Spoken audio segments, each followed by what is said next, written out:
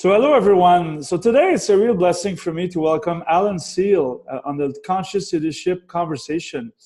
Alan lives in Massachusetts. We see in the background his new home. He just moved recently. And Alan is someone I've been following for a while. Bought his first book at least 4 or 5 years ago. And then suddenly connected with him in 2017 as I was preparing to do a Conscious Leadership Summit in Montreal. And when we moved it, it didn't work out, so Alan couldn't come. But I'll be happy to welcome him very soon in Montreal in April. So, we made it a bit later, even though it's a mess, he's used to the snow, it'll be a bit warmer. So Alan, welcome on our podcast. Thank you very much. It's great to be here. So Alan, it'd be great to maybe talk about you, who you are, your background, and how you came about to do transformational presence work and conscious leadership work.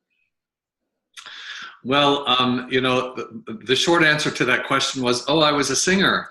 We're always surprised by that. But I actually started out as a classical singer and a voice teacher for opera singers and Broadway singers in New York City.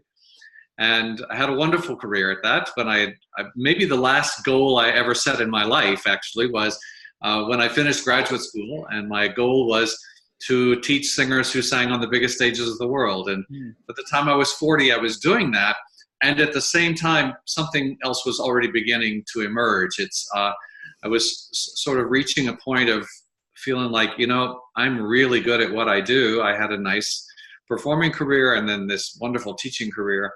I'm good at what I do, but I was feeling like I'm not learning anything anymore. Of course, there's always something more for us to learn, but I just was feeling like there's something more now that wants to happen. And I couldn't quite imagine just sitting at the piano bench for 8 hours a day for the rest of my life, working with one singer at a time. It's like something else is waiting here. And in the late 90s, then I heard about coaching, and I thought,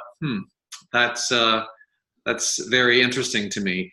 By that time, I was in my mid 40s, and so I did my first coach training in 2000 and 2001, and that just felt like, yes, this is home. This is the next place for me.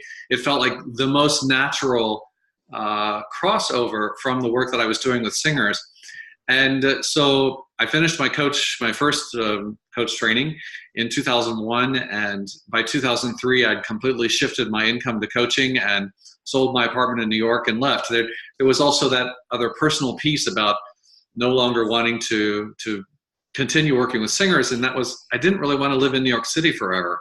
I'm kind of a country boy at heart, and I just love being in nature and the peace and the quiet, and but as long as I was making my living teaching singers at that level, I really had to live in New York. So all this sort of came together, and in 2003, I sold the apartment in New York and left, and have never looked back since then. At that point, I was focusing much more in personal development work, personal development coaching, more life coaching, a lot of work as a spiritual teacher in different ways that had just sort of unfolded. I'd already written 2 books by that point. The second book was coming out as I finished my my coach training, and so at that point, that's what I thought I'm doing, and I had no idea that it would lead to where it is now. The work sort of took off on a life of its own, and in 2006, I was invited to teach in Europe for the first time, and out of that workshop in Sweden came an invitation to come to the Netherlands, and then out of the Netherlands, it just kept going and going and going, and through that evolution from the personal development work, it started to emerge into, okay, we do all this work in personal development, but what's after that? What are we bringing to the world from, as we've fully developed ourselves? What happens then? And I started getting invitations to work in organizations and companies and to speak, and it took on this life of its own. In 2010, I created the Center for Transformational Presence and began this leadership and coaching program, the Transformational Presence for Leaders and Coaches. We call it the TPLC, and that now since 2010 has evolved to, we have graduates, more than almost 800 graduates now, Oh, wow. from 35 countries. And I've taught and spoken in about 16 countries at this point. It just took on a life of its own, and I've been kind of running behind trying to keep up. People ask, how did you create this? Well, I didn't create this. It feels completely about actually what transformational presence is all about, which is about listening for the invitation that's coming. What is it that you're being asked for? A number of years ago, when I was not sure where I was going next, and the information that just kept coming in my own meditation was, say yes to the service you're being asked for. So that's what I did. I just kept saying yes. And here we are. So it's really cool to hear you say all that, because when you and I spoke, it was to organize a conference in Montreal, and the reason you couldn't come is because I moved it, because I failed in organizing it, and I think I spoke to you last time. I completely shifted my focus. Now I'm completely in service. I call it being in service of consciousness, universal consciousness. Not to use the word God or anything else, but for me it's all the same. And I hear you, and it's like it was created through you. You were available. You trusted, you allowed, and it's so amazing. One of my favorite books of you is Soul Mission, Life Vision. And I'm reading it again for the third time. And thank you. and what you seem to describe is what happened there. I mean, would you agree that you sang for a long time, and at the caliber you were at, I've never heard you sing, but I'm sure you were really, really good. And then suddenly now you have a whole new career, completely new career, impacting thousands of people. Would you say that maybe what you did the first 45 years was a practice for what you do now, and maybe this is your mission? Well, I would say that I believe that everything in our lives from an hour ago back, was a part of preparing us for where we are right now. Yeah. And so I definitely find lots and lots of ways in which my career as a performer and as a teacher of performers who were on very big stages definitely helped to prepare me for what I am now. You learn a lot about understanding how things work, how energy works when you're on the stage. Energy. And you learn how to pay attention to many things happening at the same time when you're on the stage. Mm-hmm. And so there was certainly a lot about that, and I always worked a lot with energy with my singers and as a performer myself. And so understanding what it means to fill a space with your presence, not from an ego perspective, but letting the love radiate out from you, to fill an entire space. And one of the things I work with leaders on, and when we're talking about their presence in a space, is to recognize that as a singer, especially in the classical world, there is no microphone, and there might be 100 players in the orchestra. And so it's a lot of sound that you're making, and then filling when you're singing in the Metropolitan Opera where there are 5,000 seats or something like that, then that's a very big hall. And it's not about volume. It's about energy. It's about the steady flow of energy. And it's about your presence and how you are inhabiting that space energetically. That's what carries your voice to the back row. And so when you talk about, was that preparing me for what my real calling is, I would say that I've always been in my real calling. Yeah, I think so. Yeah. Because the work with singers was still always for me about what is that special gift that you have to bring. Even though I was a technique teacher, it was still about refining the technique to allow your soul to sing. We would always talk about the job of your voice is to make sound. The job of your soul is to make music. Don't get them confused. And I would say the same for us in leadership, that we have many, many skills and we have abilities, and all that serves for the doing of the job. But the art of leadership, the art of coaching, the art of making a difference in the world is the job of your soul.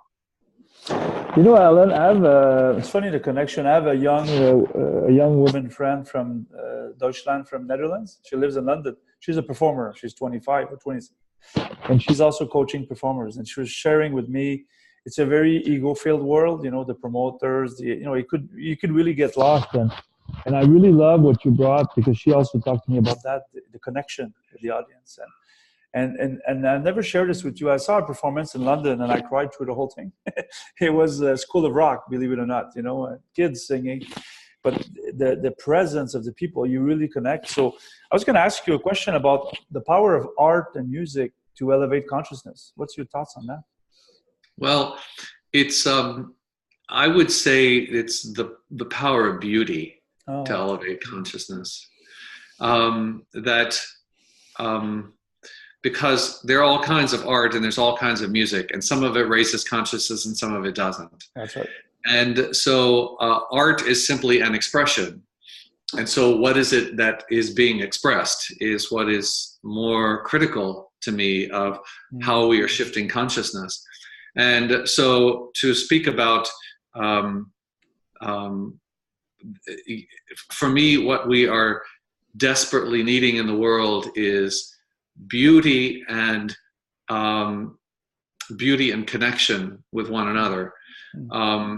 There are all different kinds of ways of creating beauty. It's not just a physical beauty, a visual beauty, but an energetic beauty, a sound beauty, something that touches us deep inside. Now, that's not to say that there may not be dissonance, because there often is. And in fact, the dissonance is also part of the tension that is moving us forward in our lives. But that is still held within beauty to me, because how do we embrace the dissonance in our lives? How do we embrace the dissonance in our world? We have quite a lot of dissonance in our world right now. And it's, if we look at a very, very, very big picture view, then I can get some understanding of I don't begin to say I can understand what all of it means right now, but at least have some level of trust that something is shifting, something is turning over. We have to be where we are right now, as uncomfortable as it is. And it's only through the dissonance that we will come on to the next place of perhaps another kind of harmony. Maybe, Alan, we'll take up on that and go from humanity to personal. I've started to think recently, like you, that there is a plan of some kind that I don't understand, and sometimes it's difficult to understand in the trenches, what's going on in our world. But I what assures me is that it's probably like us as a human. A breakdown usually is followed by a breakthrough, and sometimes the breakdown needs to be big enough so the breakthrough is big enough. And maybe that's what's happening to our world. I'm not sure, but I was going to ask you. Most of us that become higher conscious people, we overcome challenges. You perform at a very high level in New York, and now you're performing on the world stage as a advisor of transformation, catalyst of transformation. Have you ever had to overcome any challenges, blockages to go to another level of performance to your full potential?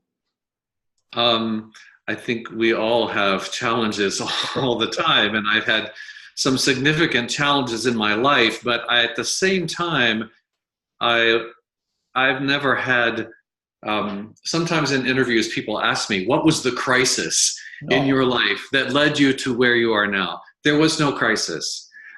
There have been many challenging times in my life, as there have been for you and as there have been for many of us. But there was no crisis. And I feel like that's actually a really important part of the message that I have to bring. And that is, you don't have to wait for a crisis to choose how you're going to live your life. You can choose to live consciously, to live with intention. And then the crises don't have to come. The crises come because we aren't paying attention. And please don't interpret that as saying that when crisis arrives, it must mean we've done something wrong. That's not my point at all. But my point is that the more we are paying attention on every level to what's happening, the less we have to have the crises to get our attention. And so we've got some big stuff going on right now in the world, in a lot of ways because we haven't been paying attention. That's true. And so now we have to go back and pay attention. And here we are. I don't believe that things are breaking, well, on the surface, on the outside, yes, perhaps it looks like that they're breaking down. But as you know, I write in the latest book, Transformational Presence, How to Make a Difference in a Rapidly Changing World. I'm talking about the breaking open. For me, it's really, everything is just breaking open. Everything is being revealed. And that allows us to see all the way to the core. And transformation is not something that happens on the outside. Transformation is, I say it's an inside job, because we have to cut to the core, to the essence, and then work from there out. That's what transformation is. And so until we are getting to the essence, getting to the core, then we're just moving the furniture around. We're just, change happens on the surface. Transformation starts from the core. So when everything is breaking open, wow, that just lets us go right to the core of what's happening. Yeah. And to work from the inside out. Yeah. And that's a really critical thing in doing this work. We've been taught in all of our educational systems to work from the outside in, and we rarely get very far in. And so therefore we kind of just keep repeating many of the same things over and over. And it's, if we can cut to the core and work from there out, that's where the transformation happens in our lives. It reminds me of the, I use often the analogy of the caterpillar becoming a butterfly. We're probably in the chrysalis now trying to become a butterfly. And also wise people have taught me that it seems like everything that's out of integrity now is being revealed, like you just mentioned. So we can actually clean it up and transform it. And the last thing I wanted to say, in my life, there was a few crises, some quite dramatic one, because I think I share with you, I'm alive because of the grace of God. It's a miracle I'm alive. So I'm happy that I went through that in a way. But what I'm telling people is we are always being nudged in the right direction. And we don't listen, the nudging becomes more violent. Some of us sometimes have to face the wall. And I think through the work that you do and the work that I attempt to do, maybe we can show a path that people don't have to wait too far to transform. So, Alan, I just want to say something more about that, because I really don't believe that we show them the path. We give them the tools to discover their path. Okay. Thank you. And that's a really important distinction for me. We say in transformational presence all the time, our job is not to tell you what to think. Our job is to help expand how you think, how you perceive, how you understand. It's about stretching your awareness. It's about expanding your worldview. And as all of that expands and evolves, you start to make different choices. Yeah. They may or may not be the choices I wish you would make, but that's not mine, My job is just to help opening awareness. And as that happens, we will move forward in the bigger picture. Yeah, we are. Thank you. Thank you for sharing that. I guess maybe you just made me realize the only path I can show is the one I've been on, to show that, this is what I've done. From a narrative point of view, you were a singer, I was something else before. I do sing a lot, but nobody would want to hear me, so I don't use it on my business card. Alan, to be conscious, one of my challenges to be more embodied, to spend more time, to be present, you talk about transformational presence. I'm a very action-oriented type of guy. I used to be a senior business person. And this is my challenge this year, 2019. It's the year of presence, embodiment. What practices do you have to, because you have a big workload, you travel a lot, you teach a lot of people.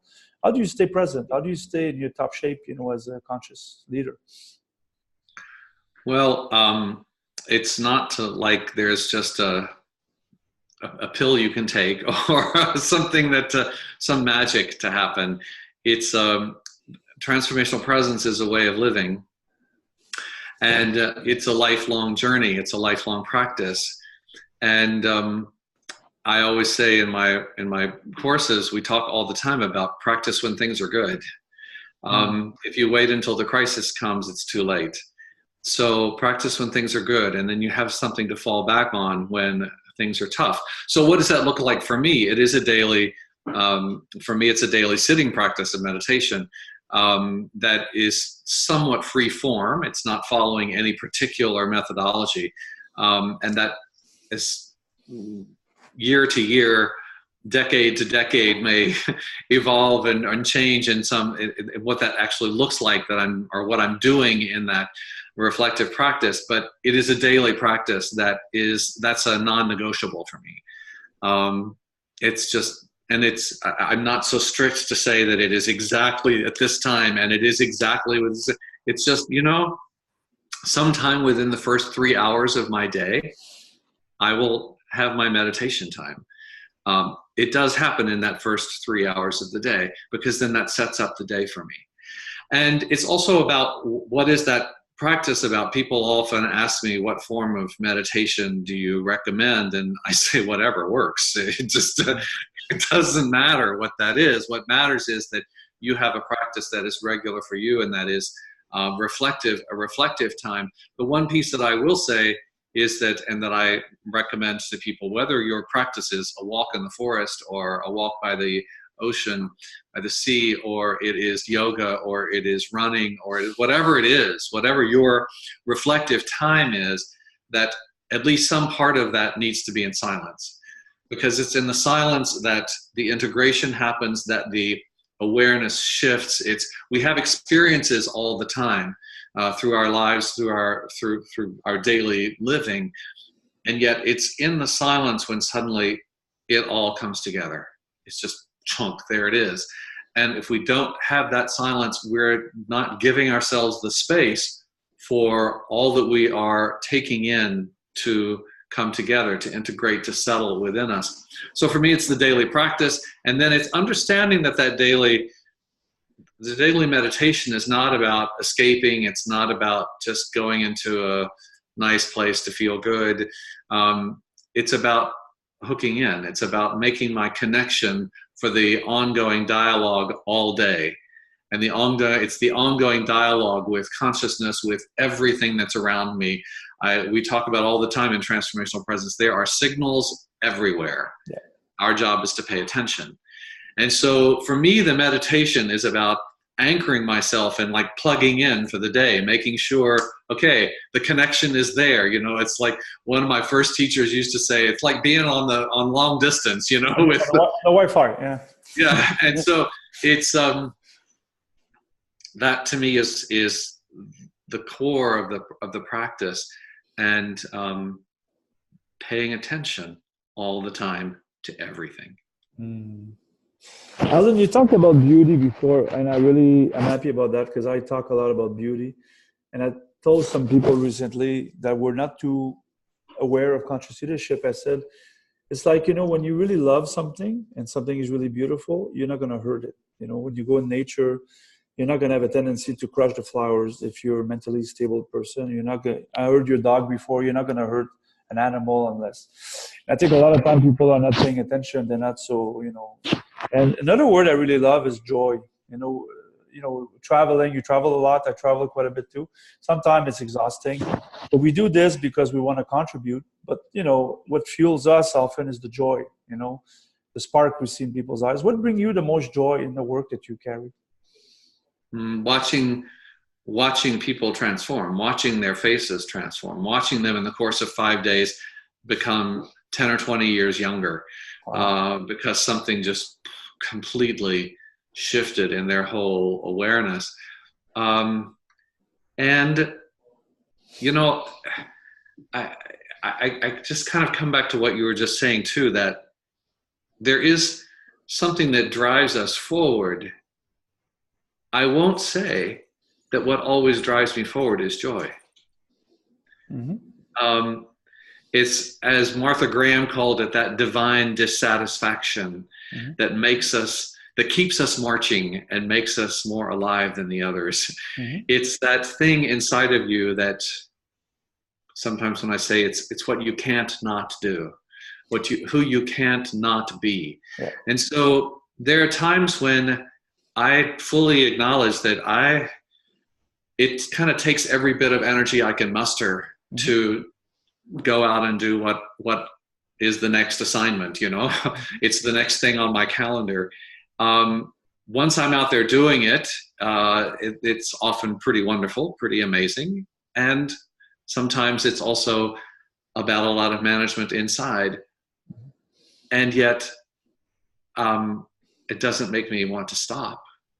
It is just recognizing that we have to take care of ourselves, mm-hmm. and we have to. It's about recognizing, why am I here? What is that soul mission? What is that calling? And what is this message that I bring? And that and I can't not do it. So I'm not always in ecstatic joy with it. No. And it's, and I can't imagine not doing it. Yeah. No, You I know, agree. I agree. I just Yeah. feel like that this is a, when we're talking, I work a lot in mentoring with leaders and Yeah. young leaders, especially, and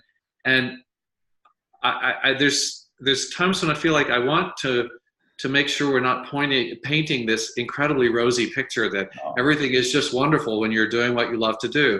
Mm-hmm. Well, I'm doing what I love to do, and sometimes it's hard work, you know. Yeah. Yeah. So it's just like being real. It's of what this means to step out into the world and commit to making a difference. Mm-hmm. And I can't imagine not doing it. There's a quote I use a lot. I think it's attributed to Gert. I got it from a book, Joseph Jarosky. It talks about commitment. When you finally, until you commit, there is hesitation, then you can always escape. But when you commit, you're truly committed, like the Vikings burning the boat, supposedly, then you can't go back. Then all sorts of doors open that you never even thought were possible. And I'm like you. I've never worked so hard. I used to manage big teams, but now I'm an entrepreneur. I work really, really hard. But what fuels me is the pockets of joy. The spark, you called it, the face. I see the sparks in everyone's eyes at some point. Okay, now their life has changed. Now, I didn't do anything. I was just held the space. But now they can now create something they never expected. But also what you call the divine insatisfaction, I call it the heartbreak. To be committed to change something, sometimes our heart's broken. We see, my heart is broken often about what's going on in the world, and I use it to channel myself to take action instead of complaining and pointing fingers. Alan, I want to challenge you about something that you just said about that. I didn't do anything. I just held the space. Yeah. This is a really, really important thing for conscious leadership. Yeah. To acknowledge that holding the space is an enormously proactive and engaged action. Yes. That's an engagement far beyond what most people ever imagine. And so I can't do their work for them, but I can hold a space and create a container in which truly extraordinary things happen. And that's a very important piece of what is conscious leadership. It's learning how to hold that container and to be present. When you talk about the joy and whatever, it's like in that moment when you are exhausted and yet you're there with, whether that's the one-on-one client or you are there with a team or with a group and they are in crisis, and it doesn't matter how tired I am, we have some work to do here.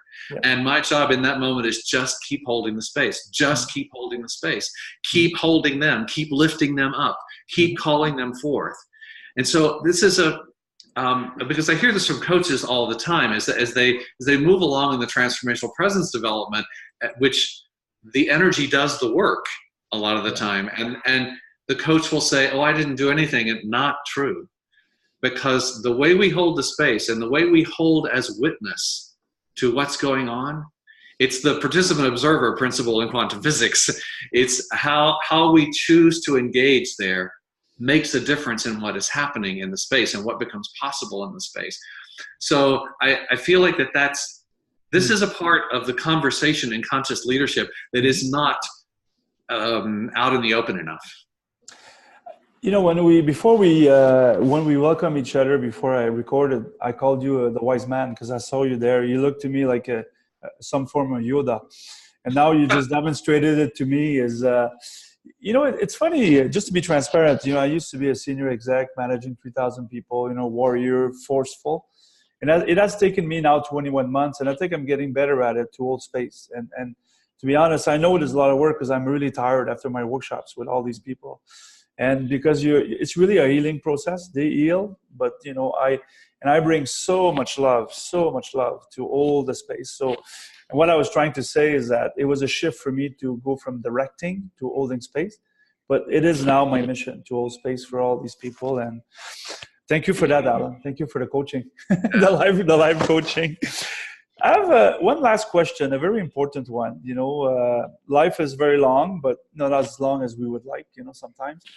And I think the measure of a man or a woman is the legacy. You know, it's not the money. I mean, some people have foundations with the money, but I think for people like us, often it's not that. It's something much more deep. What do you think your legacy would be, or what would you like it to be? Expanding how people think, how they view the world, how they perceive, expanding their understanding of how life works, and helping them to touch the love that they are, and just be that. That's amazing. Yeah. That's it. If we reach that, everything else will find its way. It's a good day's work for sure. So, Alan, just to conclude, you're going to be in Montreal April 9th. I'll be happy to welcome you this time. I think you like Montreal a lot, so I'll make sure you have a hotel close to the old town, like you requested. I always enjoy being in Montreal, so I'm looking forward to that. And you'll be here with us on the 10th as well, because you'll be running a full-day workshop. So it'll be cool for me to actually experience your work firsthand. And you do work around the world. And you talked about Netherlands, but you hold these transformational workshops around the world. So I'll put in the link on the bottom of this video, in the podcast, the link to your center, so people can reach out if they want to register for your work. And I really thank you for being with us. I don't know if you have any parting words you'd like to say to the people watching. I'm really looking forward to, we're going to do a webinar next week, just a little short time together.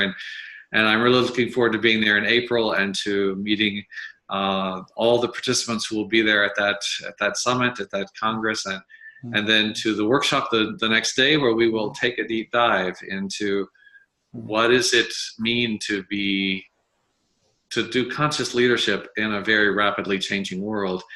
How do we navigate that in very practical terms?